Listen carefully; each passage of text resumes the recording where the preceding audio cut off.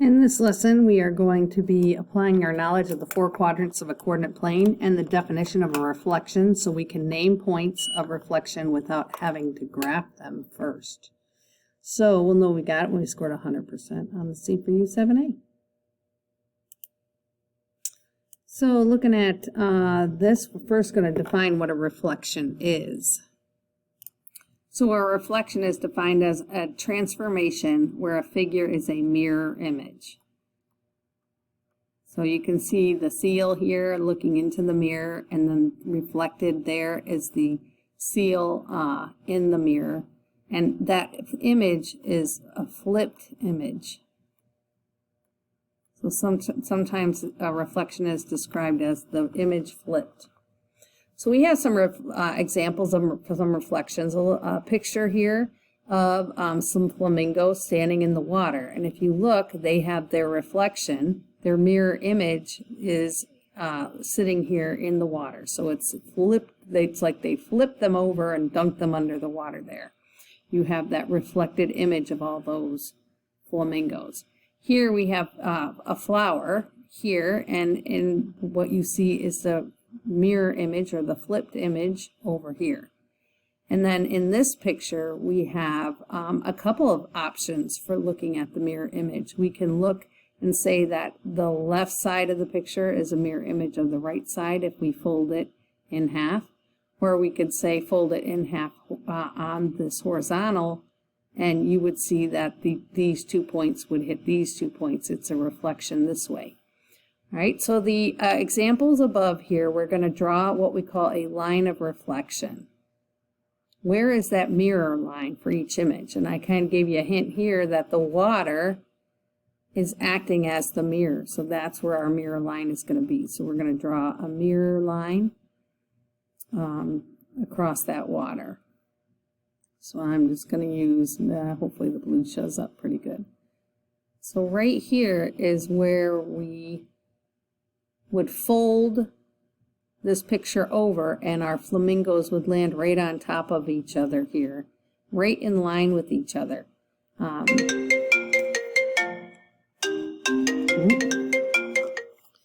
right, and then the reflection line for these flowers would go right in the middle of them vertically. So I'm going to draw it there. I'm going to move it over a little bit. It should be right in the middle of these two flowers vertically. I'll try to center it. It's not going to be perfect, but you get the idea. Okay, and then this one is a horizontal line, reflection line. This one is a vertical. So if we fold on that vertical line, our two flowers will line up exactly on top of each other. And then we have this one right here. There are two lines we need to draw. There's a horizontal right through the middle here. And there's also a vertical one right between these eyes, right up here. We fold either way, we are going to see that the left side will line up on the right side, and if I fold over horizontally, then these flowers will all land on top of one another perfectly. So those are lines of reflection. These are running vertically and horizontally. All right, so this is an image here, figure A, and it says which figure is a reflection of this figure right here. So you have choice of figure 1, figure 2, figure 3, and figure 4. Which one of these is a reflection of figure A? So when you're looking at this, you can pause the video, study it up, turn it back on to see if you picked the right figure that is a reflection of figure A. A mirror image, a flip. And you should have picked figure 1, this one right here. If you flip this figure over, this point right here is going to land on the outside as well. So it's on the outside of it's on the right side here. It's going to land opposite on the left side over here. This figure right here is exactly the same, nothing transformed. This figure, it looks like they rotated it down a quarter turn. This one right here, they rotated it up a quarter turn. But this one right here, they flipped it over and it went from the right side to the left side as that mirror image, as your flip. Now, when you're looking at that figure A, was this reflected vertically or horizontally? Well, it was reflected vertically. We could draw it over here, and that black dot would be right there. It was reflected vertically across a vertical fold, not horizontally. If it was reflected horizontally, it would look just like this figure, but the dot would be down below here, below underneath it. So it would actually not change. It would look like this one right here. Okay, so we'll move on. And we're going to reflect points in a coordinate plane right now, see how that all works. So we're going to just first graph the points, A, B, C, and D. We'll start with A. We're going to graph 1, 3. So I'm going to go right 1, up 3, and I'm going to label that point A. Nice and neat. And then from there, it says, hey, reflect your point across the x-axis. Well, the x-axis is the horizontal axis. So I'm going to reflect it as if I just fold on this line, where will this point land on the other side? And it's going to land right here at -3. I'm going to call that A prime. That little hashtag means that it's just another way to name a point. So I'm naming it A and A prime for the reflection. So our point of reflection across the x-axis is 1, -3. All right, our next point that we need to reflect is -2, -2. So I'm going to be down in the third quadrant, left 2, down 2, and that's point B. So if we fold on this x-axis, where is this point going to flip to on the other side? Where's it going to land? Well, it's going to land at -2, +2. So plot your point there. Trying to plot a point. Pen won't let me. There we go. We're going to call that B prime. That little tag up top we call prime. All right, so the points that I just plotted were -2, +2. And now we're going to take a look at point C. It's -4, +5. It lands us up in the second quadrant here, point C. And if we fold on that x-axis again, it's going to flip that point down to the third quadrant down here. And I'm going to call that C prime. And C prime is -4, -5. And finally, we have point D. Point D is 2, -5. It would be down here. And if I fold on that x-axis, it's going to flip that point up to, from the fourth quadrant up to the first quadrant. And it is +2, +5 now, the reflected point. Now we're going to make some compare and contrast here. We're going to look at our x-coordinates of the initial image, and we're going to compare it and contrast it to the x and y coordinates of the reflected image. So we'll start with our x value here. On our original image for A was 1, right there, and it stayed 1. Our x value did not change when we reflected it. However, our y value did change. It went from a 3 to a -3. So it was up in the first quadrant and it flipped down and it changed it to the opposite sign. All right, let's look at our next point and see what happened with it. We started at -2.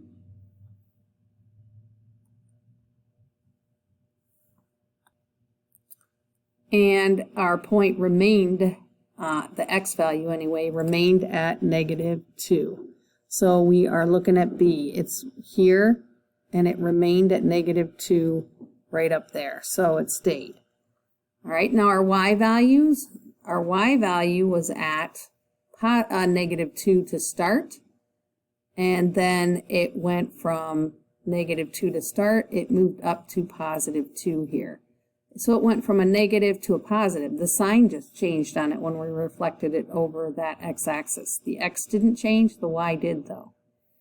And then our next one, let's see if that same pattern seems to be occurring. I have a -4, and my x stayed a -4 for C. It's -4 the whole time. However, my y value was up here in the second quadrant at a +5, and when I reflected it, it dumped it down to the negative side of 5. So we end up with an opposite y value. X didn't change, y did. It just became the opposite sign. And then finally, our last one, I guess we would expect it to do the same thing. The x stayed 2 on our point D. So I didn't label it, so I got to, let's label it and I'll get rid of that. It's D prime up here in the first quadrant. We started down here, and when we folded on that X, we landed up top there.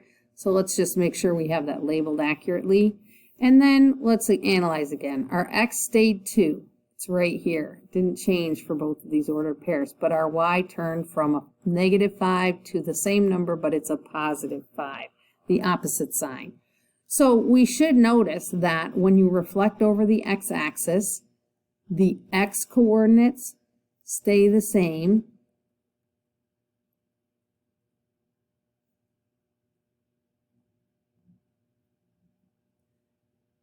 And then the y coordinates become the opposite sign. Y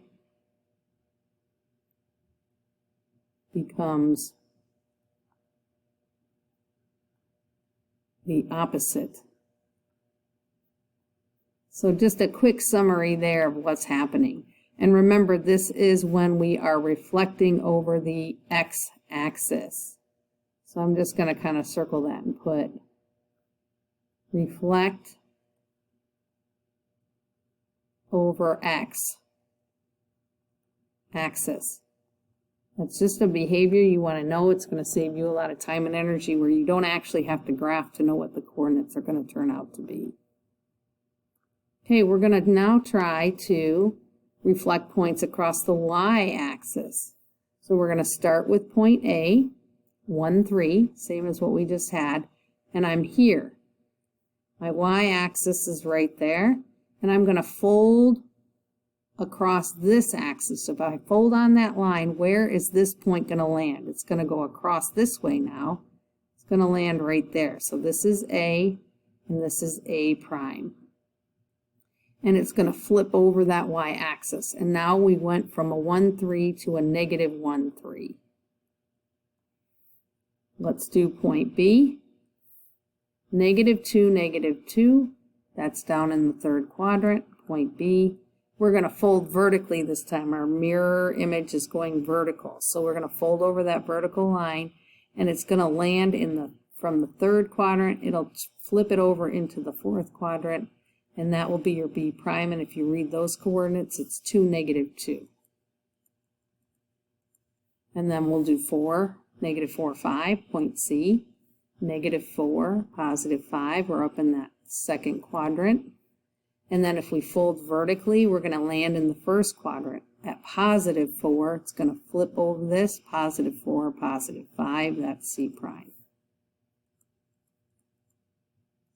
And finally, D, it's 2, -5, so it's going to be down low.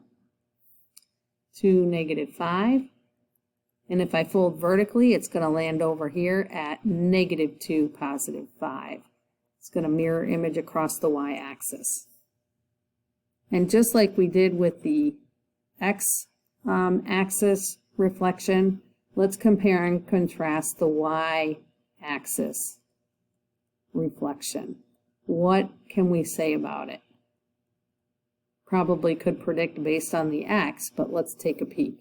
We start with a 1 and our x, but it goes to a -1. And when we look at our y's, we have a 3 and a +3. The y stayed the same this time when we're reflecting over the y, but the x went opposite. See if that held true all the way through. -2, +2. The x's changed sign. The y stayed the same. Flex C, our x's, come back over and look. Our x's are opposite each other, but our y's remained at 5. Didn't change. And finally, we had a positive 2 and a negative 2. So I started off over here in the fourth quadrant and I flipped over to the third quadrant. So I went opposite, the opposite side of 0.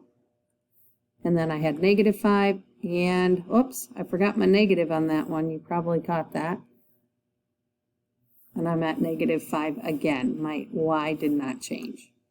Oops, get my highlighter. My y stayed the same. Well, I don't need to highlight it. They stayed the same.